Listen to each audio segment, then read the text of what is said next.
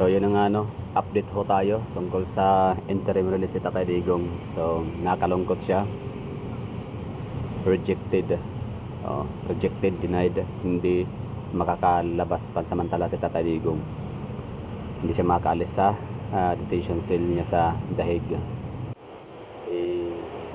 Ano ba nararamdaman niyo dyan? Ako kasi personally, ang nararamdaman ko is parang malungkot. Ako'y nakakalungkot isipin. Ito take ko lang to ha. So, ano siya, in general as a Filipino, pangkalahatan sa Pilipinas na parang nakalungkot na isa tayong malayang bansa, meron tayong kasarinlan, sovereign state of the Philippines, pero pinanghihimasukan tayo ng ibang bansa. Sila yung nagpapasya, nagdedesisyon para sa atin. Kumbaga, hindi man direktahang sinabi, pero ito ay malinaw sa pagkakaintindi na di hamak na mas may utak sila kumpara sa ating 120 million population or 120 million Filipino people sa Pilipinas.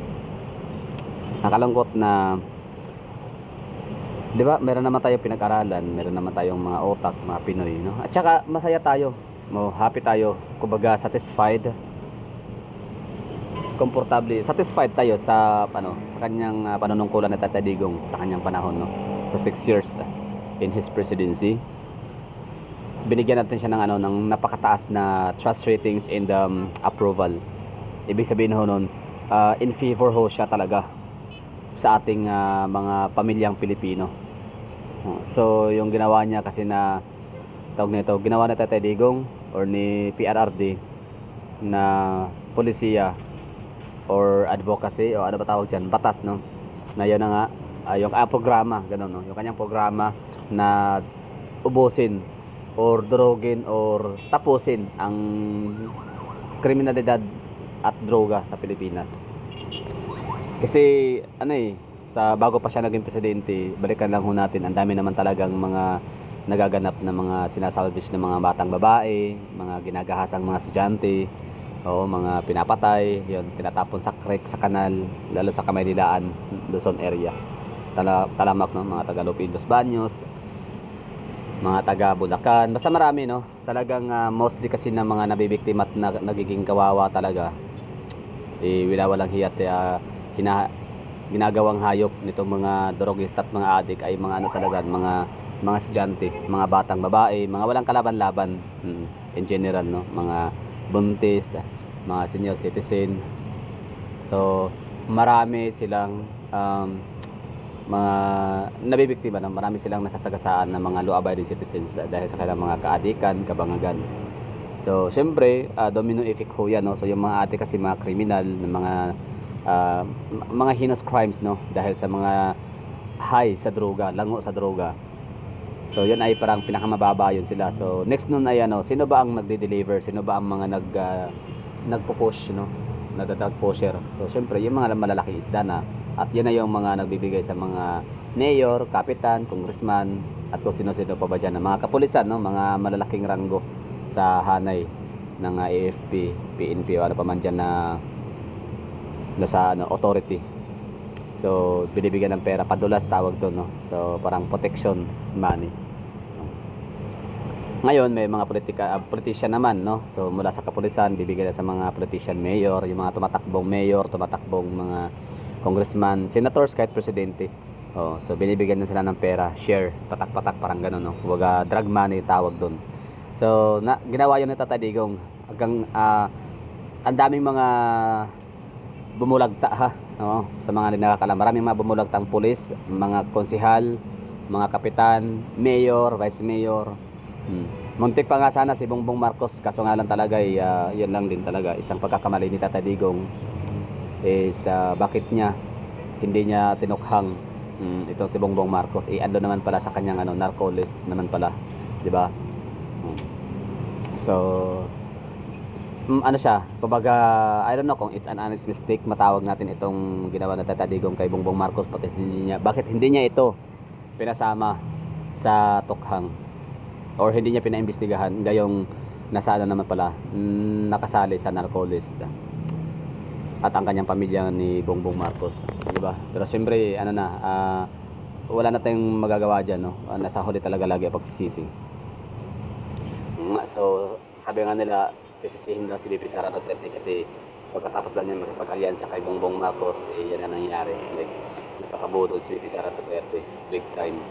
So, hindi naman, may mga nasabi naman na hindi naman kasalanan ni VP Sara Duterte kung blaming, kung ano lang din naman, kung blaming lang naman, blame game lang tayo dito. So, kung may mga nasasabi ito nababasa ko lang din, which is ako din yung mag-a-agree na kung kasalanan ni Bibi Sara Duterte na nakipag-alyansa kay Bongbong Marcos, actually it's Duterte, Tatay Digong's fault talaga.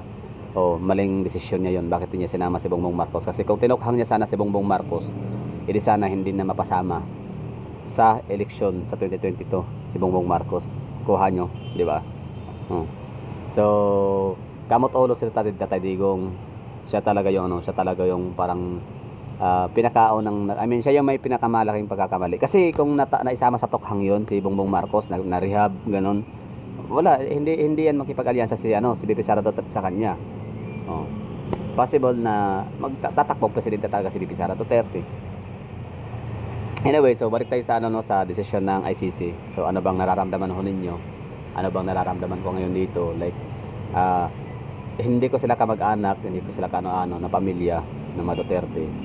Pero ano lang, hindi ako masyadong like, kasi alam naman natin si Tatay Digong, kilala natin siya, di ba? Na napaka-decisive, napaka-strong, optimistic na tao, no? Very positive, like wala siyang kaba, wala siyang takot. Kung meron man siyang kaba, meron man siyang takot, meron man siyang meron man siyang daga, kung dinadaga man ang kanyang puso't dibdib, yan ay kapag pinag-uusapan na ang mga bayang Pilipinas, kanyang mamamayang Pilipino. Pero para sa kanyang mga anak, pamilya, alam niya kasi na matatapang, matatalino ang mga anak niya at may kapasidad na ipaglaban ang karapatan at kaya mag-survive, no? So for example nga si VP Sara Duterte, matalinong abogado, matapang, ganun. Si Kong Pulong, ganun din. Si Mayor Basti, yung anak niya, si bunso niya, si Kitty Duterte, at kanyang mga apo. So alam naman ni Tatay Digong yun, alam ni Tatay Digong, akin lang to ha. So I don't know kung mag-agree kayo dyan ng mga nanonood sa akin ngayon. So pagkakilala ko talaga kay Tatay Digong, ganun, no? Hindi siya yung tipo sa tao na titiklop lang, di ba?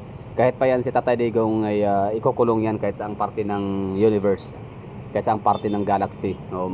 Kahit padalhin niya sa Pluto, sa Mars, sa pinakailaliman ng impyerno, sa pinakalagpas pa sa langit, kahit saan yan idadalhin, hindi niya pagsisisihan ang ginawa niya.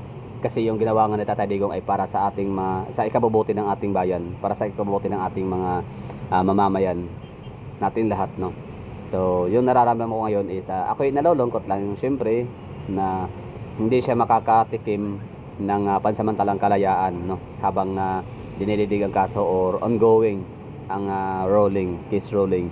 So kung ako may naawa sa pamilya ni Tatay Digong in some point, hindi man naawa na talagang total naawa, pero ako'y nalulungkot ba na alam niyo yun, ang hirap na, ang dami mong pwedeng gawin sa Pilipinas, ang dami mong pwedeng ang daming bagay-bagay na, example si Kitty Duterte, nag-aaral yan dapat. I don't know kung nag-aaral ba si Kitty Duterte, physical, or siya ba ay blended, or yung yung naka-online, I don't know, no? So yun, marami siyang pwedeng gawin sa kanyang edad na 21 years old or 20 years old. Dapat nasa mga kasama niya, dapat mga kaibigan niya, mga kaklase, di ba? So dapat nasa party, pero hindi niya magagawa talaga 100% fully, 100% ang kanyang pagiging batang kanyang pagiging bata, di ba? Pagiging bagets, kasi andun nga yung tatay niya sa